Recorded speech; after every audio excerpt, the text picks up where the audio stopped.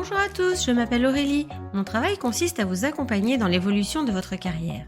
Après avoir constaté que de nombreuses personnes cherchent à découvrir de nouveaux métiers, j'ai décidé de partir à la découverte de salariés et de chefs d'entreprise qui acceptent de partager avec nous leur expérience. Chez Super Compétences, nous mettons notre expertise à votre service pour que vos projets prennent vie. Je suis très contente de vous partager l'enquête métier du jour. Vous êtes prêts? C'est parti! Bonjour à tous et bienvenue dans ce nouvel épisode. Je suis aujourd'hui en compagnie de Clémentine qui est ostéopathe animalier et qui va nous faire le plaisir de partager son métier avec nous aujourd'hui. Bonjour Clémentine. Bonjour. Comment ça va? Ça va bien, merci. Je suis très contente de t'accueillir et de faire le tour de ton métier avec toi aujourd'hui. Est-ce que tu peux commencer par te présenter, nous dire qui tu es et qu'est-ce qui t'a amené à faire ce métier aujourd'hui? Alors, moi, je suis Clémentine Fauquier, donc j'ai 29 ans. J'habite à Chavannes-sur-Ressouze et je suis passionnée par les animaux. Donc, je me suis tout naturellement orientée vers l'ostéopathie animale il y a quelques temps en école. Avant ça, j'avais donc passé un bac S, j'ai fait un DUT en génie thermique et énergie. J'ai continué en école d'ingénieur encore pendant une année, j'ai persévéré mais ça ne me plaisait pas donc j'ai tout arrêté. J'ai pris une année pour moi pour trouver quelle formation je voulais faire et donc je me suis orientée vers l'école d'ostéopathie animale à Rennes, formation que j'ai effectuée pendant 5 ans. À la suite de ça, j'ai été donc diplômée en école d'ostéopathie animale et pour exercer, j'ai passé un examen de validation devant un jury de vétérinaire. Et donc là, ça fait 1 an que j'exerce en tant qu'ostéopathe animalier biomécaniste. Ok, merci pour cette présentation. Est-ce que maintenant tu peux nous décrire ton métier au quotidien? Qu'est-ce que tu fais? Comment tu aides les animaux du coup? Alors, qu'est-ce que je fais exactement? Donc, mon objectif, c'est de venir réaliser des manipulations au niveau des articulations, de la boîte crânienne, du système digestif de l'animal. Avant ça, moi, je réalise tout un tas de tests qui vont me permettre de déterminer si l'animal présente ou non ce qu'on appelle des dysfonctions et donc de redonner de la mobilité à l'animal, que ce soit au niveau du transit, au niveau du crâne, au niveau des articulations, ça peut être un peu tous ces ordres-là. Il existe deux types d'ostéopathie pour les animaux. Oui, alors on a l'ostéopathie fluidique et l'ostéopathie plutôt biomécanique. Donc l'ostéopathie fluidique, ça va être plus lié aux énergies. On ne vient pas forcément tester toutes les articulations de l'animal, on est plus basé sur de l'énergie. Donc moi, ça, c'est quelque chose que je ne pratique pas. Par contre, moi, je fais de l'ostéopathie biomécaniste, c'est-à-dire que je prends le temps de regarder l'animal fonctionner, de tester les articulations, de venir ce qu'on dit normaliser, c'est-à-dire faire les manipulations et regarder à nouveau l'animal fonctionner et donc évaluer sa biomécanique. Okay. Et donc après tu manipules? Oui, je manipule. Contrairement à l'autre qui ne touche pas forcément. Qui touche pas forcément, qui va faire des choses, mais il n'y aura pas forcément d'acte de manipulation. Pour vulgariser un peu, les gens ont tendance à dire qu'on fait du cracking, on craque les articulations, nous les ostéopathes biomécanistes. En fluidique, il n'y a pas de cracking, par exemple. Ça pourrait être assimilé au magnétisme un peu. Plus du magnétisme, c'est ça, oui. Ok. Voilà. D'accord. Tu pratiques sur quel type d'animal? Sur tous les animaux? Oui, sur tous les animaux qui ne nécessitent pas d'anesthésie. Donc le plus gros de ma clientèle, ça va être des chiens, des chats, des chevaux, des vaches. Mais je peux aussi exercer sur des lamas, sur des chèvres, sur les nacs, ça se développe bien aussi, c'est-à-dire les lapins, les cochons d'Inde, les souris aussi, ça fonctionne. Ok. Quelles sont tes conditions de travail? Tu travailles de chez toi? Tu as un cabinet? Alors, j'ai pas de cabinet actuellement. Ce serait un objectif à plus ou moins long terme d'avoir mon cabinet. Ce serait réservé donc pour les nacs, les chiens et les chats. Pour les grosses espèces, je suis obligée de me déplacer parce que c'est en termes de gestion, c'est pas possible à mon domicile ou à mon cabinet.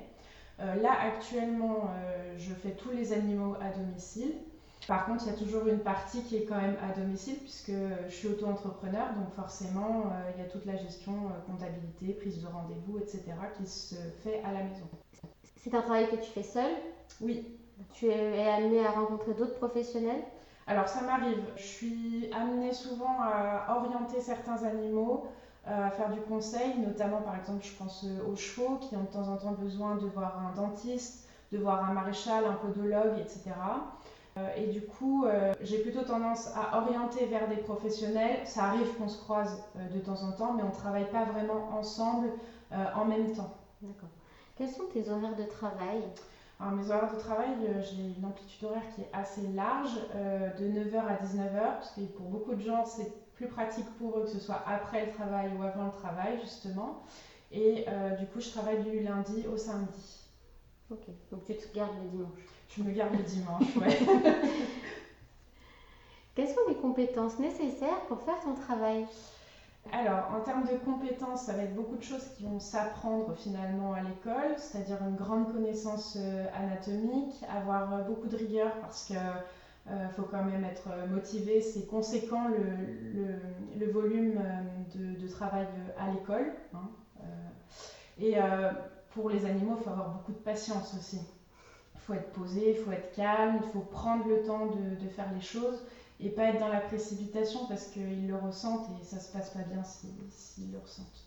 Il faut aussi avoir un certain intérêt aussi pour les propriétaires et être en mesure d'échanger avec eux et de ne pas les laisser tout seuls. De temps en temps, ils sont un peu démunis face à certaines situations, donc il faut être capable de discuter et d'orienter les gens selon le besoin. Est-ce qu'il y a des conditions physiques particulières du coup? Est-ce que c'est un peu dangereux? Alors, il n'y a pas vraiment de conditions physiques particulières. Il faut être à l'aise avec les animaux. Je dirais que quand on débute, les bovins, c'est un petit peu plus impressionnant de par la taille de l'animal, les mouvements qu'on a parfois un petit peu du mal à anticiper quand on ne connaît pas bien les vaches.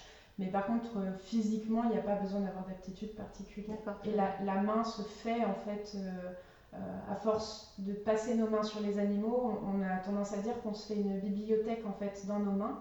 Et plus on va tester, plus on va en faire, plus on aura une bibliothèque qui sera importante en réalité. D'accord. Quels sont les débouchés dans ta profession? Est-ce qu'il est facile de trouver des clients? Alors, c'est une profession qui est une profession libérale, c'est encore peu connu, donc c'est pour ça que c'est bien d'en parler un petit peu autour de nous, parce que je me rends compte que souvent quand je dis je suis ostéopathe animalier, les gens me regardent avec des grands yeux en se disant mais comment tu fais? Tu parles aux animaux, comment ça se passe?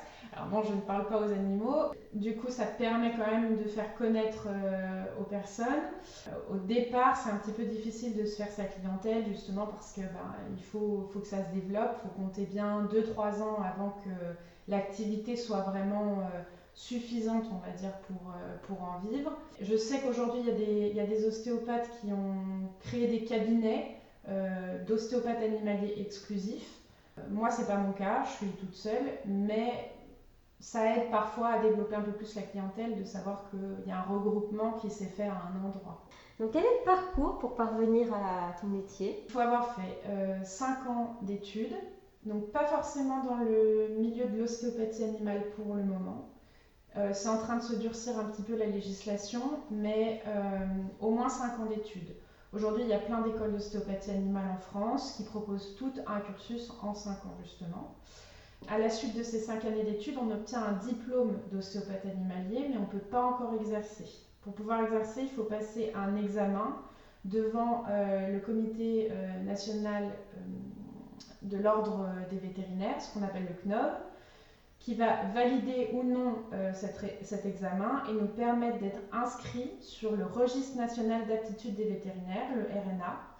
Et sans cette inscription, on n'a pas le droit de pratiquer. C'est de l'exercice illégal de la médecine vétérinaire. Donc aujourd'hui, je ne suis pas vétérinaire, mais je suis inscrite sur les listes des vétérinaires en tant qu'ostéopathe animalier. Okay. Donc ils peuvent vous recommander, les vétérinaires? Ils peuvent nous recommander. Et les vétérinaires ont aussi la possibilité dans leur cursus de devenir ostéopathe animalier, en plus du métier de vétérinaire. Une spécialisation. Quoi. Une spécialisation, c'est ça. Ok. Quel conseil tu pourrais donner à une personne qui voudrait s'orienter dans ce métier?